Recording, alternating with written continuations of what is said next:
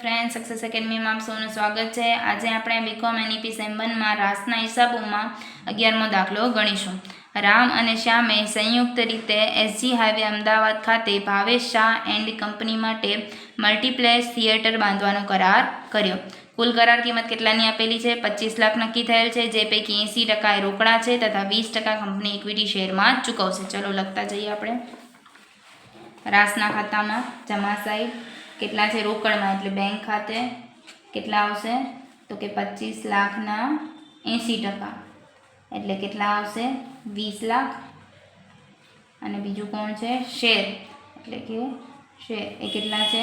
25 લાખના 20% એટલે કેટલા આવશે? 5 લાખ।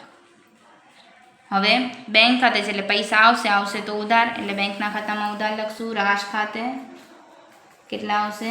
20 લાખ। અને શેર છે એટલે શેરમાં ઉધાર રાસ ખાતે 5 લાખ। ક્લિયર? ત્યારબાદ આપણને કીધું છે તેઓએ સંયુક્ત બેંક ખાતું ખોલાવીને તેમાં દરેક ભાગીદારે રૂપિયા 8 લાખ ભર્યા। એટલે ભાગીદાર કંથી જાય છે? જાય તો જમા બેંક ખાતે 8 લાખ અને 8 લાખ। તો બેંક ખાતામાં શું થશે? આવશે રામ ખાતે અને શ્યામ ખાતે કેટલા આવે છે? 8 લાખ ને 8 લાખ। ક્લિયર? ત્યારબાદ શું કીધું છે આપણને? બાંધકામ પડતરની વિગતો નીચે મુજબ હતી। એટલે જે ખર્ચા આપેલા છે માલસામાન, મજૂરી, મશીનોનું ભાડું, એન્જિનિયર દ્વારા આર્કિટેક્ટની ફી અને પરચુરણ ખર્ચા લખી નાખીએ આપણે। બેંક ખાતે ખર્ચા, બેંક ખાતે ખર્ચા કયા કયા આપેલા છે? માલસામાન 7,50,000, મજૂરી 6 લાખ, ભાડું 50,000, ફી 25,000 અને પરચુરણ ખર્ચા કેટલા આપેલા છે? 1,20,000। બધાનો સરવાળો કરીએ એટલે કેટલા આવશે? 15,45,000। હવે આ બેંકમાંથી જાય તે જમા એટલે જમા સાઈડ લખીશું રાસ ખાતે 15,45,000। ક્લિયર? ત્યારબાદ શું કીધું છે? સંયુક્ત સાહસ પૂર્ણ થતાં રામે 20,000ની કિંમતનો માલસામાન સ્ટોક તથા શ્યામે કંપનીના ઇક્વિટી શેરમાં રૂપિયા 4,75,000માં લઈ લીધા। તો બંને કને શું થાય છે? આવે છે। આવે તો ઉધાર રાશ ખાતે કેમ કે સ્ટોક લીધો છે રામે, અને શેર ખાતે કેમ કે શ્યામે શેર લીધા છે। કેટલા લીધા છે? 4,75,000ના। હવે અહીંયા ઉધાર છે તો અહીંયા શું થશે? જમા રામ ખાતે સ્ટોક કેટલાનો છે? 20,000 અને શ્યામમાં ક્યાં જશે? શેરમાં જમા સાઈડ શ્યામ ખાતે કેટલાના લે છે? 4,75,000। ક્લિયર? ત્યારબાદ કોઈ ઇન્ફોર્મેશન આપેલી નથી। પહેલાં શેરનું ખાતું બંધ કરીએ। કેટલા છે? રાશ ખાતે 5 લાખ અને શ્યામ કેટલા લે છે? 4,75,000। તો કેટલા ખૂટે છે? 25,000। એ કોણ દે છે? રાસ ખાતે।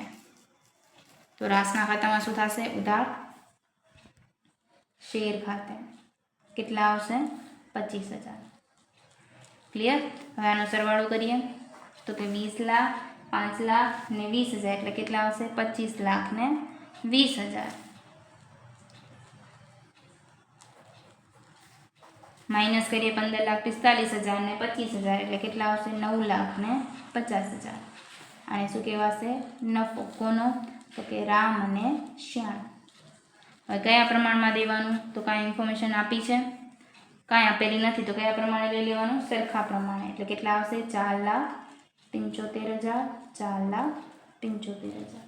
આને ક્યાં લઈ જશું? ભાગીદારના મૂડી ખાતામાં જમા સાઈડ રાસ ખાતે નફો કેટલાના છે? 4,75,000, 4,75,000। ક્લિયર?